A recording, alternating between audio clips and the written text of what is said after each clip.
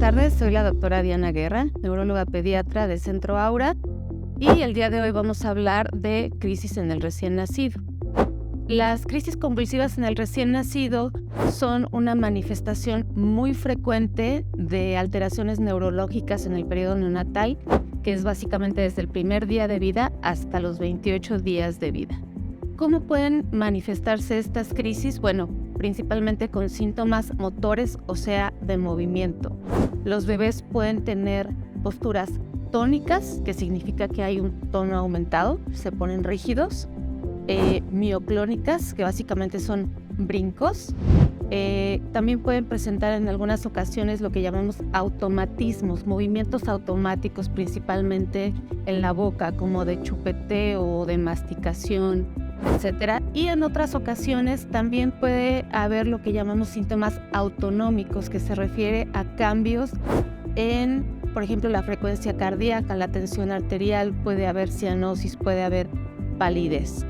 Es muy importante valorar oportunamente a los recién nacidos con crisis epilépticas porque las causas pueden ser distintas, desde factores genéticos, como algunas epilepsias que son de evolución benigna. Existen las crisis neonatales benignas o llamadas crisis del quinto día, en el cual la evolución es favorable y la mayoría de estos niños dejan de tener crisis aproximadamente a los 6 meses de edad, pero también existen causas, por ejemplo, estructurales, como malformaciones del sistema nervioso central, malformaciones de la corteza cerebral.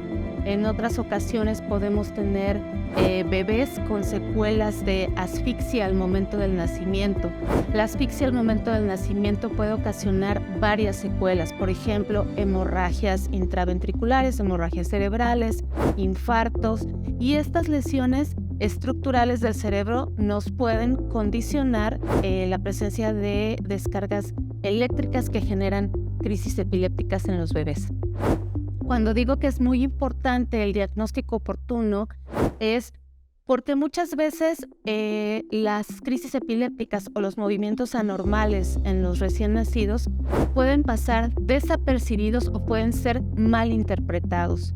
Es muy frecuente, por ejemplo, que en el caso del síndrome de West, que es una de las epilepsias frecuentes en menores de 1 año, estas crisis que se caracterizan por aumento del tono súbito y repetitivo, en muchas ocasiones una persona con poca experiencia puede confundirlas con cólicos, con estreñimiento o con dolor.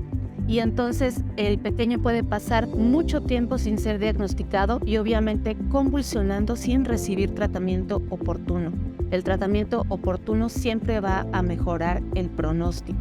Es muy importante que los niños sean estudiados de forma integral. Necesitamos saber si el cerebro está bien o si tiene alguna malformación. Esto podemos saberlo por medio de un ultrasonido transfontanelar, de una tomografía o una resonancia. Es importante realizar un electroencefalograma y también es muy importante que el tamiz neonatal metabólico se realice porque muchas epilepsias a esta edad se relacionan con errores innatos o congénitos del metabolismo.